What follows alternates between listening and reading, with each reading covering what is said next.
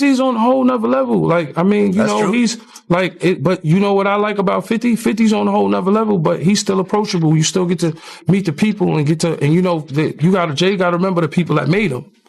You know, I'm not saying I don't got respect. I respect Jay-Z, 50, used to respect, you know, Diddy, but all that crazy. But, you know, I always respected him because I looked at for New York, though. While those around him try to slow progress and hold others back, 50 Cent operates on a different level. Driven, focused, and relentless, he transforms pressure into momentum, elevating everyone in his inner circle as he climbs, demonstrating that real power lies not in blocking success, but in actively cultivating it. I got the checks. I didn't get the trophies. Like, Jay got all the trophies, man. That's because he signed that contract. What contract? The one with Beyonce. If you don't sign, you don't give him a trophy, she ain't coming. Oh, Beyonce done ran down on you once, Fifth. Come on. She did worse. She jumped off the thing, off the ledge. I was like, I didn't really know what to do. That's the Jay. He says to Jay in his face. He'll look at you and go, nah, that happened. So Beyonce jumped down on you. She jumped down. Oh, she was like on a windowsill. Right. It was in Vegas. She said, come on, I'm talking to her. She jumped down. She was like, and I'm like, wait, what is she doing? That stuff, that's me and Jay-Z stuff. This ain't got nothing to do with you, girl. Don't come on. So Hov wasn't there? I'm talking to Jay. Talking to Jay. As soon as I talked to Jay, she jumped down, came over. I said, oh, look at this. They about to jump you. You lucky Solange wasn't there. Yeah, you lucky Solange wasn't there. Solange was there. I would have had to reboot. Huh? What? So what did B say, or she was just staring at you? Nah, she came like she was ready. Like I thought something was going to happen. And I'm like, yo, whoa. She's throwing me off now. Because I don't know exactly how to respond to this. You are still Beyonce. I'm sitting on this stuff going, she going, what is this guy say? I'm like, wait, what happened?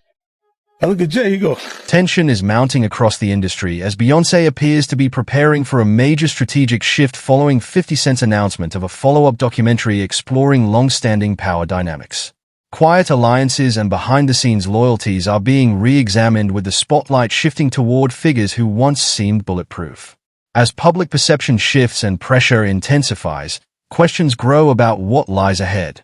Will Beyoncé redefine her path, distance herself from the fallout, or step back entirely to protect her legacy during this long overdue reckoning? Coming out confirming that he does have more dirt on Diddy that he didn't even get to put in the 4 episodes on the Netflix Diddy documentary. And since it's 50 Cent, it's so hard telling what in the world he all has, but he said this in reference to the video footage that he got of the man recording Diddy before Diddy went to jail. And on top of all of this, he said more people came forward to him with allegations that didn't even make it into this Netflix Diddy documentary. He alluded that he is about to drop this all on YouTube. He sat down to explain some of this on the Sherry Show yesterday, and she said, it shocked a lot of people to see this personal footage of Diddy. I know, 50, the way you run. This cannot be all that you have. Is there other stuff that has not been shown? He said, yeah, well, there's some stuff that couldn't make it in because there was only 4 episodes in the Netflix Diddy documentary. And then Sherry asked 50 Cent, does this mean that there's going to be a part 2 of the Netflix Diddy documentary? And he said that he's just going to put it on YouTube. This was not the only time in this interview that this man said this. Like, he is sure on YouTube for whatever reason, and he was even laughing about it. And in my opinion, I feel like why he wants to put this on YouTube is because Netflix probably wouldn't let him put in certain things because of liability. I think this is one of the main reasons why some of the things weren't talked about in the Diddy documentary. But like I said, also, he is cut down to a certain amount of time. Netflix gave him 4 episodes, so he has to put everything in those 4 episodes. And she asked him, out of all of the people that were coming forward, have there been any new tips that you have gotten since it's been released? He said, well, yeah, everyone starts to feel a little more comfortable when they see other. Jay-Z reportedly anticipated that public scrutiny might eventually head his way, but few expected the volume of material teased in the recent docuseries. The project sent shock waves through the industry alongside claims that extensive footage exists and further projects are already in motion. According to 50 Cent's public statements, the vault of unseen material is vast, fueling intense speculation, unease, and serious conversations among hip-hop's most powerful brokers. Whether all of its surfaces remains uncertain, But level, like, I mean, you know, true. he's like it, but you know what I like about 50? 50's on a whole nother level, but he's still approachable. You still get to meet the people and and you know, Jay got to remember the people that made him. You know, I'm not saying I don't got respect. I respect Jay-Z, 50, used to respect, you know, Diddy, but all that crazy. But, you know, I always respected him because I looked at, for New York, those were like the guys. You know what I'm saying? The guys with the most money and the most influence. So with Jay is like, when the last time you haven't seen Jay. So I think people are just going to say that. You know what I'm saying? But for me, I mean, Jay, you know, you got to remember, he didn't want 50 at the Super Bowl. That was crazy. I'm like, wait, Jay didn't want 50 at the Super you didn't Bowl? know that? Yeah, he didn't want. I remember Eminem pushed for it. That was some haters. Yeah, I remember Eminem was like, I'm not going to do it unless 50 does it. I heard that. Yeah, but I didn't know that Jay was trying to stop it. I don't think Jay. I don't know. 50 never told me that, but I don't think Jay wanted him there. I don't know because of what some of the. I mean, back you and know, forth, it's competition. You got to think 50 always been competition for Jay. Remember, I'm about $1. What the 50 Cent? That was a long time ago. That was what 9. What was that? 9? But after that, they did a song together. Remember the whole 50 was always competition. Then remember Jay said, yo, 50's coming. He told Siegel and them and Memphis Bleak and all them. Yeah. And come on, 50's like, he's on a whole nother level. You got to remember, he came after Jay and Rockefeller. G-Unit came, and people might on G-Unit, but with Eminem, Dr. Dre, 50 Cent, nobody has outsold us, bro. Yeah. Nobody. the decadesal-long rivalry between 50 Cent and Jay-Z has shaped hip-hop history, defined by their contrasting approaches to power and leadership. Despite facing systematic pushback and roadblocks, 50 rebuilt his empire time after time, returning sharper and more strategic, while friction between the two quietly simmered. Now, as the conversation shifts from personal disputes to overall legacy, the contrast remains stark. One model relies on exclusivity and control, while the other prioritizes resilience, growth, and lifting others up along the way. Hundreds of thousands, millions of followers every day. And she still hasn't said anything.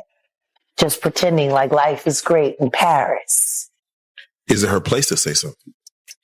I mean, probably not, considering she's going to be indicted for anything she would say. These are criminals. Diddy is a drug dealer, and so is Jay-Z. The proof is there.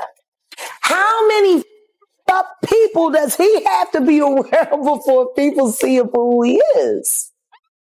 It seems like these artists are trying to run away from their past. Diddy changed his name multiple times to say, that's not me. I'm trying to move beyond Diddy. I'm love now.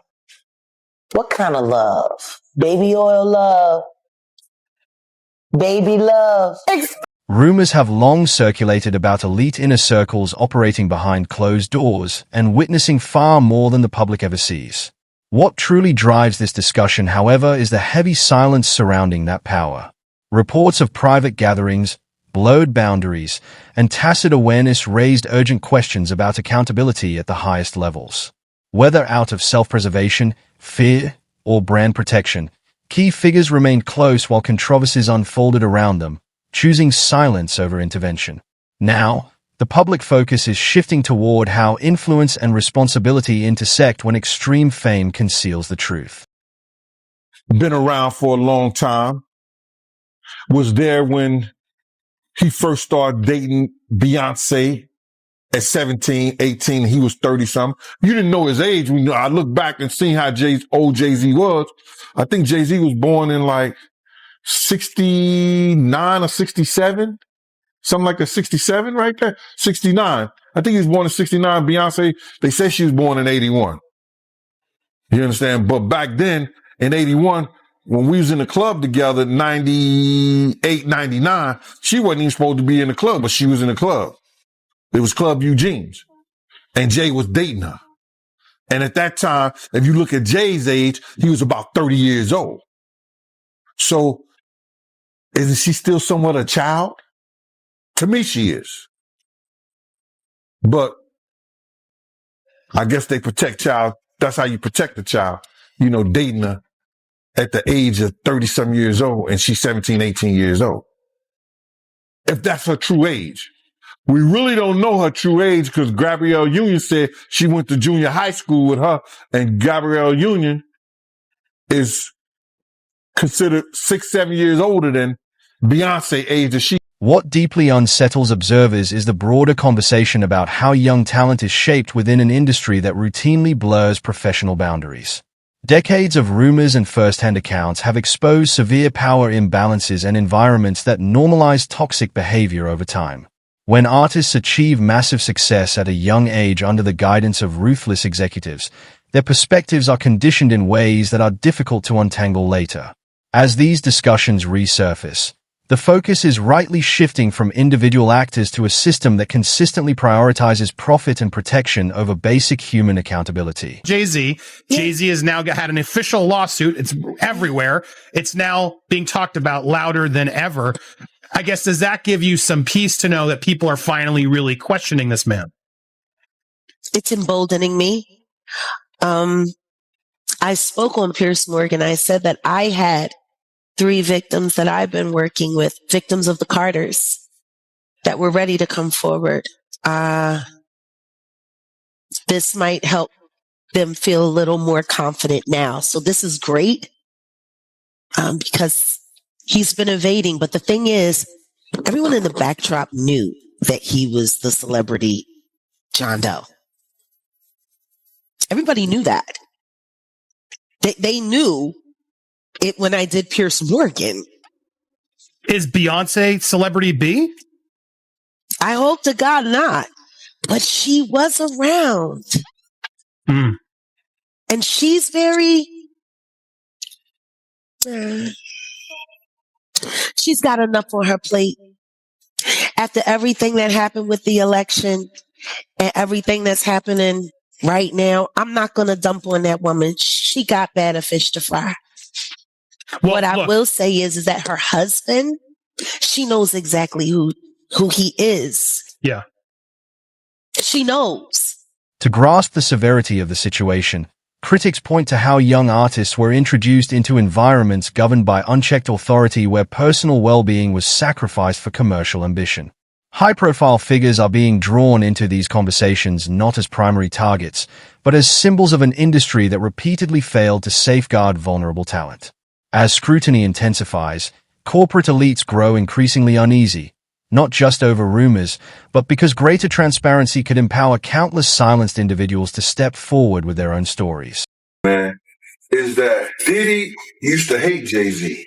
He hated Jay-Z enough when he was trying to get Ja Rule to go at Jay-Z. This is back in the early 2000s. Did Diddy always say negative things about Jay around you? The time he was trying to get Ja Rule to go at Jay, yeah, he was.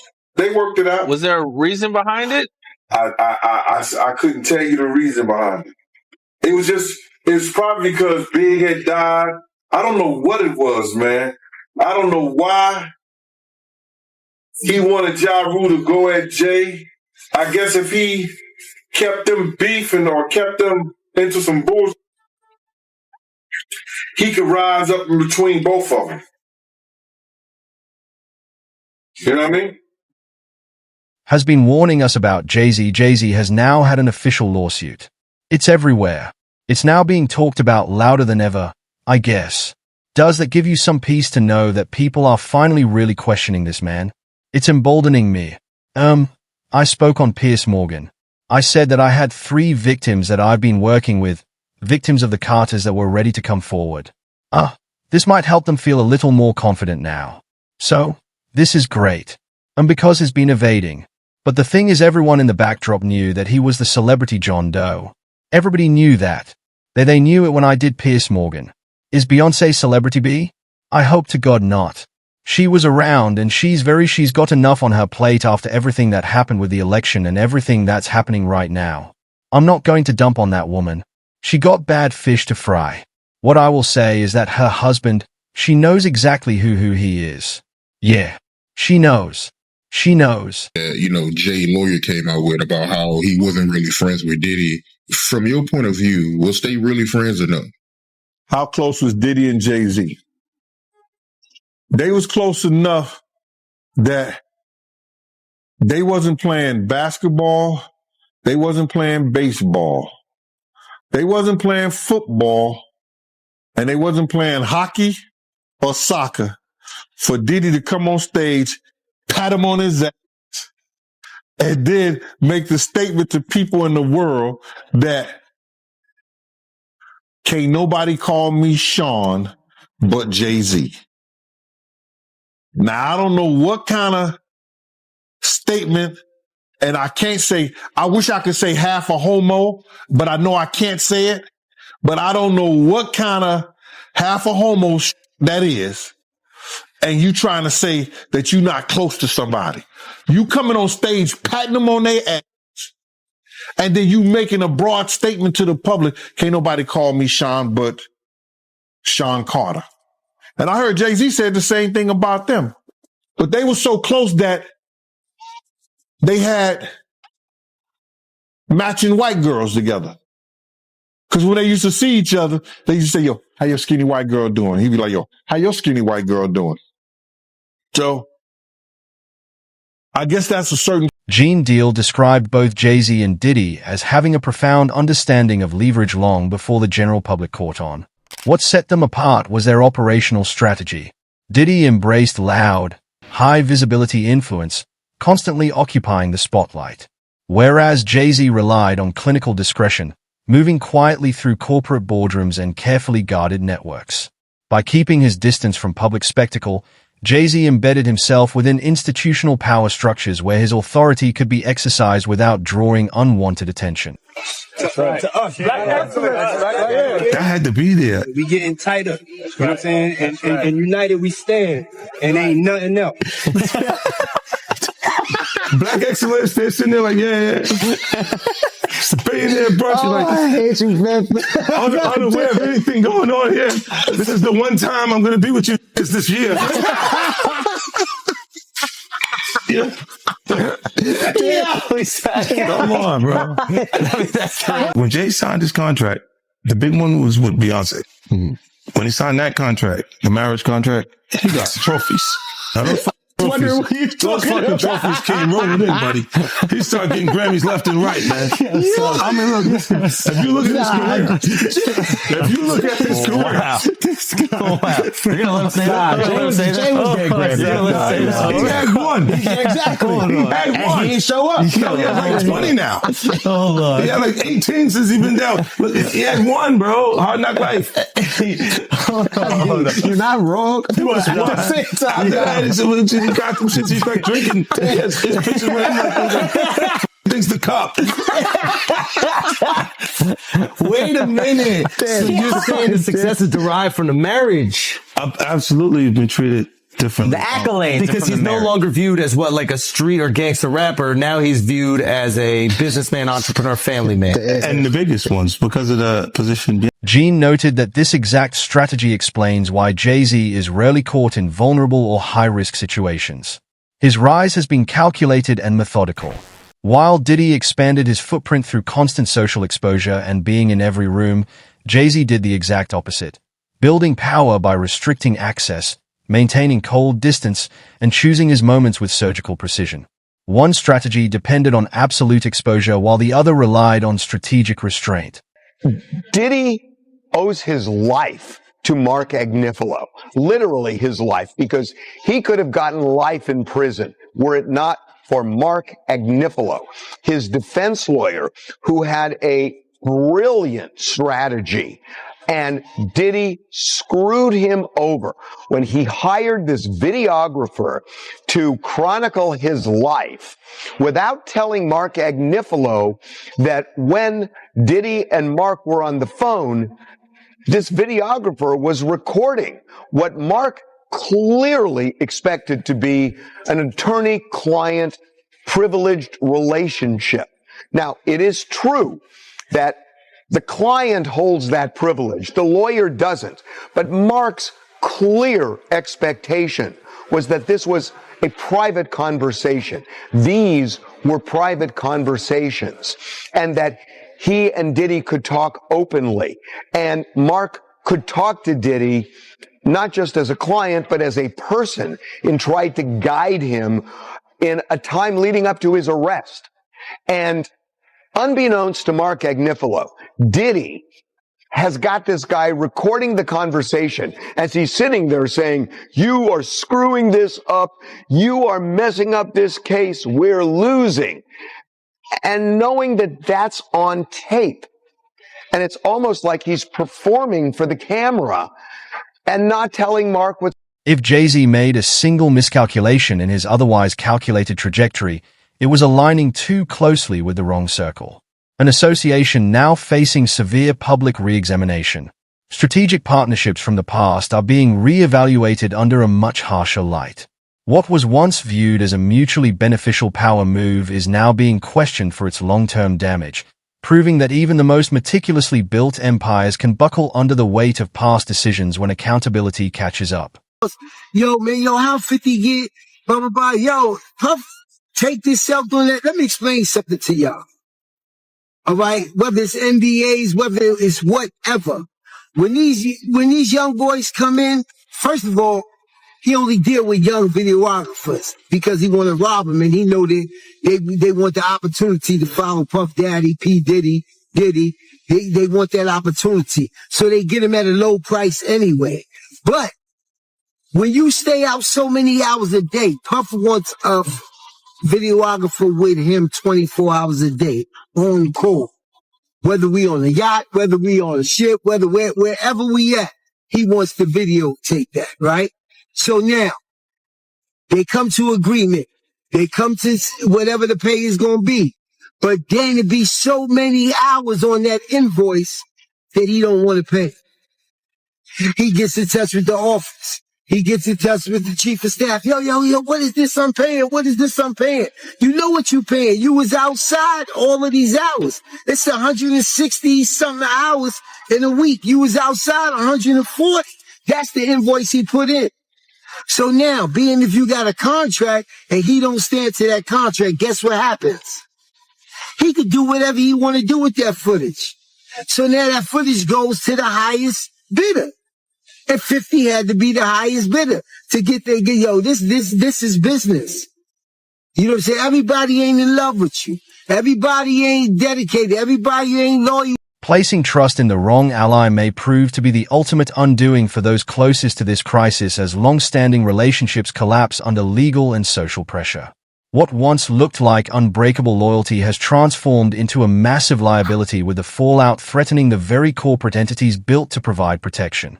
As the pressure mounts, one overriding pattern emerges above all else. Absolute self-preservation regardless of who gets caught in the crossfire. It's just odd to see him in that, getting looked at in that way by white people, like Jay does, yeah, like I hope that shit didn't happen, but I'm like, damn, they turned the world real, like people on a certain level have been fucking with him a certain way where he couldn't do no wrong for like 25 years straight. This is the first time he's not getting a pass with white media, like he can control black media because a lot of them either work or do business with him, but drink champs can't get him out of this one, and neither can Charlemagne, because those are the guys that hold him down no matter what he does anyway. So he got to get the People magazine and Entertainment Tonight right now because they on his head. But the question is why? Like, why now? Because for me, I'd be like, yo, that's so ridiculous. Yo, take that to trial. You're not going to win. Let's get a deposition or something. So I don't know why they get on his head so much, pause. But I never seen him, under this, I've never seen him in this position to have to explain himself. Pause. How you feel about the statement he came out with?